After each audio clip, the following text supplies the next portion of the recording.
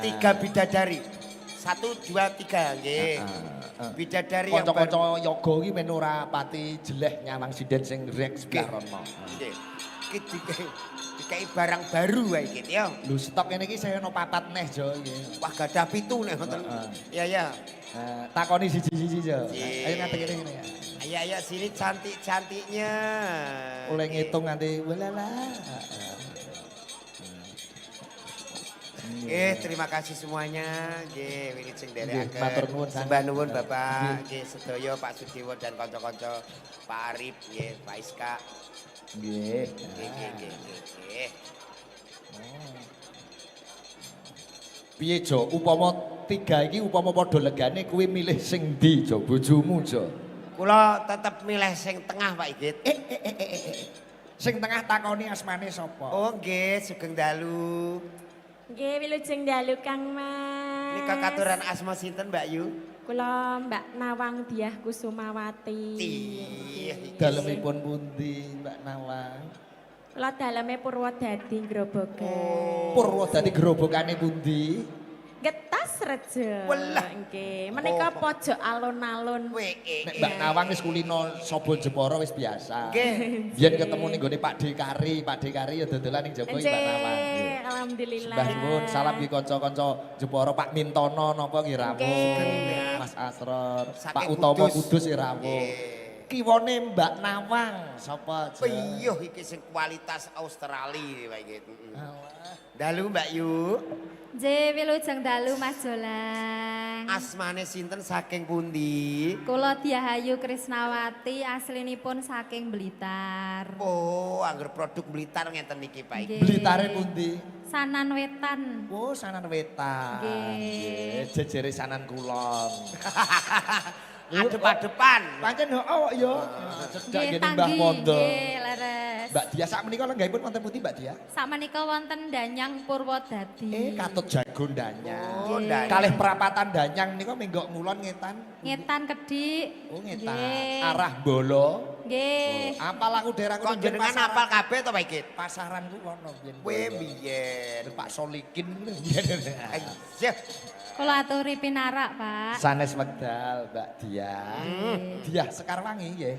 Diah Ayu Krisnawati. Dia. Iya. Iya ayu. Mbak Yuku lan Mbak Yuku. Iya ayu sekar. Jejere sini. Wah nek jejere niki jelas masuk iki Pak Igit. Termasuk keluaran baru. Ngawur tunggoni bojone masuk-masuk. Iki tunggoni bojone kabeh aja iki. Lah ra wedi ya. Ora wedi. Nyatane sing wani ning kene ya aku Kedek iki yo jarak karo Ayo, Purni terus. ayo, ayo, ayo. ayo. Wani we. Akeh-akeh dhuwit we. Bengi iki murni ayem. Nggih, Mbak Alhamdulillah Purni. tak sikit cicilan kula lumayan. Nggih ya Pak, kula estu nek ngeten iki terus mengke lha mbok bojo kula mayang kula tetep derek jenengan. Oh jelas. Wis cetosan iki San. Nggih Pak, estu niku. Ya aja kaya ngono nek bojomu mayang.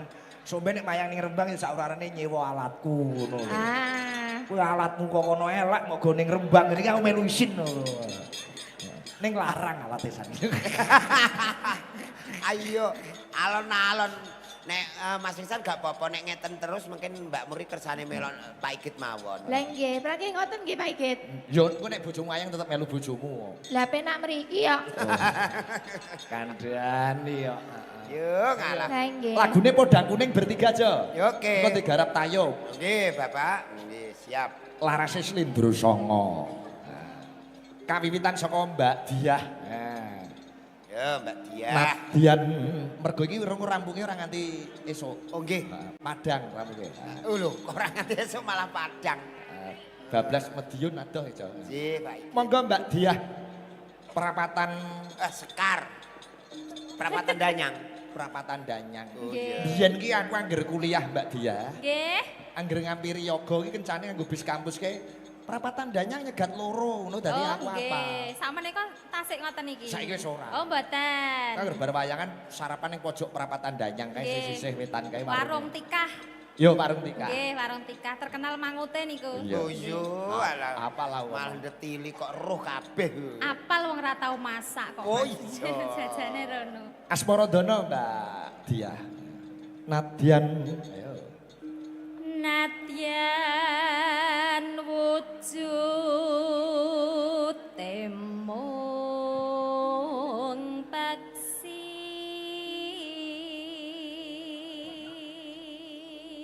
suarane apik, bocahe ayu. Aku seneng. Lho kaya cedak Seneng nyambut gawene. Lah, tekas Pak Igit. Aku dhewe ya seneng. Seneng apane, Mas? Ya kabeh. Kabeh. Terus ya Mbak Dia.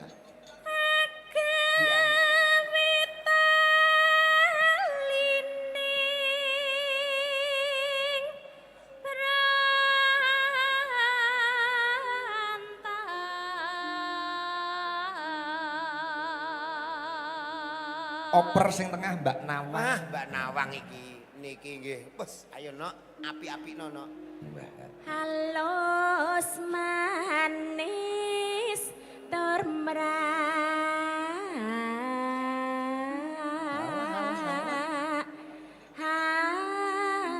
hati. Anakku setor setor ning mboke. Titip. Oh titip. Titip. Nggih. Alhamdulillah ya, Nduk. Somben ana kejutan. Napa niku? Bojoku sasi ngarep dandan sinden. Masa? Jejer pinggir kene iki. Dak layak Karo mendak. keplok-keplok. Dak layak mendandake dingklik. Wo. Ya wis tak gaweke dingklik kok telenan tak buntul. Kain. Yo kalah.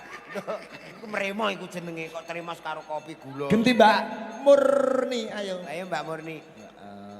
Kok kadilangu Demak iki. Oh. Bakul kembang. Oh, nggih ta Pak Nggih, Igit. kula bakul kembang, Pak. Mengke pinarak nek badhe tumbas. Siap.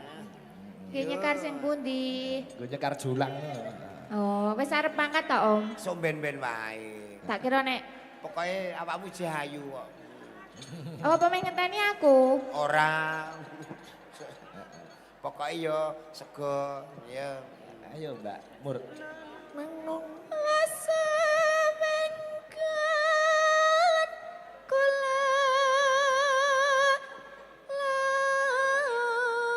lana.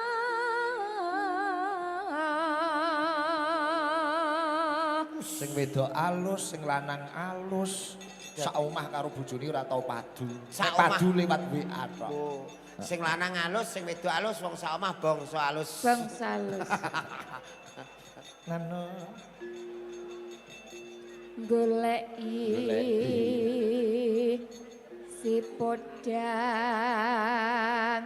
pito.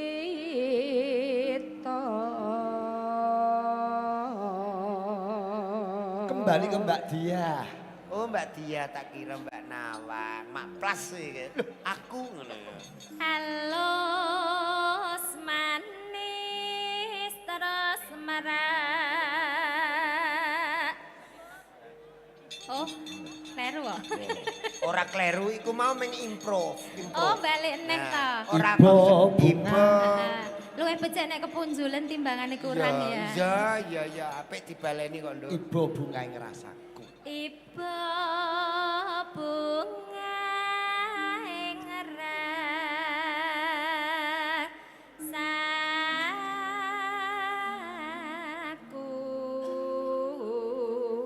Rasaku kenek, atiku kenek, wae sing penting mbok u. Niki wis ngeneki sembarang nek model ngeten iki, Pak. Wah iya, ngeneki piye Mas De? Ya ngeneki rasa. Oh, Ngeneki sak klebatan Mbak Diah iki kaya nom-nomane Bu Anik Sunyahni. nggih. Oh. Kula wau nggih Mak Plas kok adon lho kok kaya Mbak Anik Sunyahni.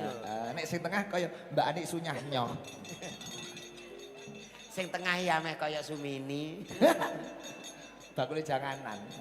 Tapi Mbak Nawang ora duwe lara gelo ati. Wong iki grab ya iki nggo bom apik iki Oh Nawang. mboten. Nate nyinden ora nggo gelungan nggih nate. Sidane Kan jenengan sekemutan to. sidane nganggo tumbu. Ayo Mbak Nawang. Nanu Nyanding bisa dadi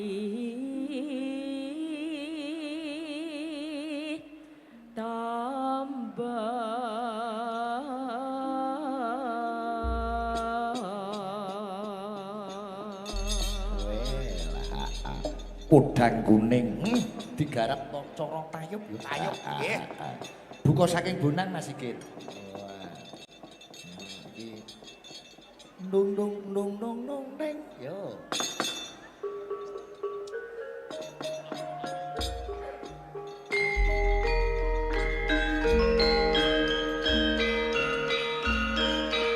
gerobokan kok.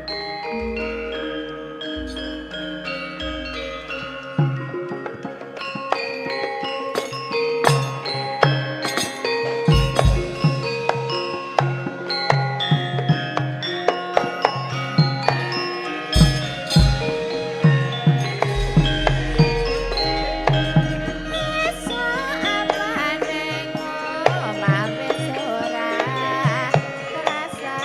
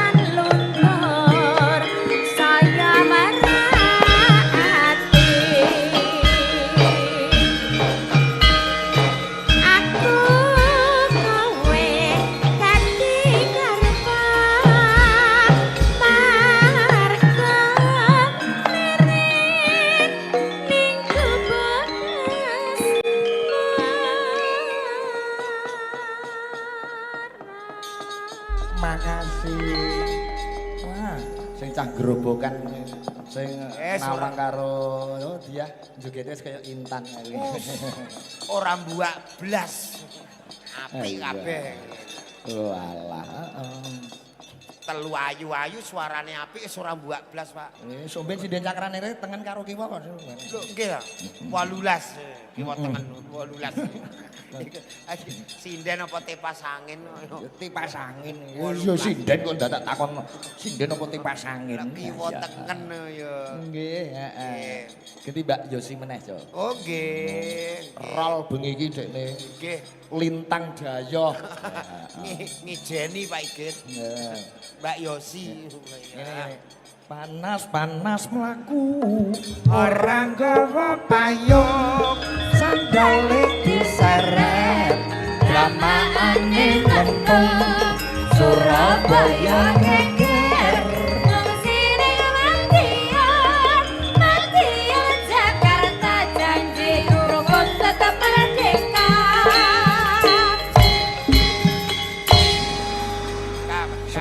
sembah nuwun menika sing pirsani kathah sanget menika. Mas Sukamto Sejo Pranata nggih. Wah nyimak Bu. Nggih, niki wau nggih enten salam saking Mas Alek nendi wonge moyo di sana tadi. Nggih, saking Pak Afif nggih nyimak, Pak Jenderal Bambang Sutrisno nggih nyimak saking Jakarta. Salam kagem Pak Fitro. Semuanya nggih. CFC Semarang nobar, Pak. Pak Surito dan Pak kanca-kanca. Jumlo wau nggih titip salam. Nggih kanca-kanca saking taunan nggih nyimak liwat Mas Kamuno request lagu. Oh iya.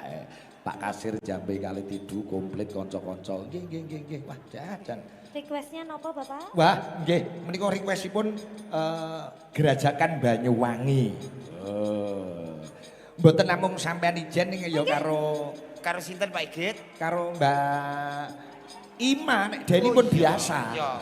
Nek Deni biasa. Nek Mbak Deni pun biasa. Iki nek ra dijukuk suwi iki ayo ndengenge ya. Nggih. Mbok menawi mengke wonten pamundutan gambyong menika niki saged gambyong niki Bapak niki Mbak saking Dia. tari nggih. Penari niki, Bapak? Jurusan tari nggih, Mbak Iya, Dia. betul Angkatan sekali. tahun pinten, Mbak? Iya. Angkatannya 2016. Juabang bayi bocah wingi sore. Iya Bapak, tonggo kula Pak niki teng Blitar. Sanan kulon.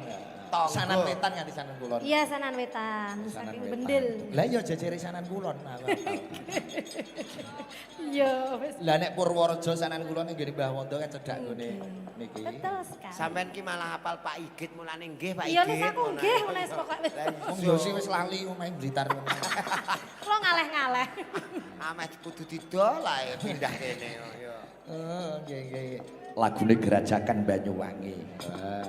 Nek Mbak Ima yo alumnus isi STSI mbiyen iki. STSI. Isi mbon isi sampean? Isi Sampun pertama kali saya lulus itu isi. Wah, berarti aku zaman STSI sih aku. Ya, jenengan STS. Aku lulus tahun 2002. Wah, berarti Jenengan termasuk golongan leluhur Pak. Leluhur. Dia 2016. usia 16. Ya Allah, aku Berarti- 2016 iki wis kebak masalah.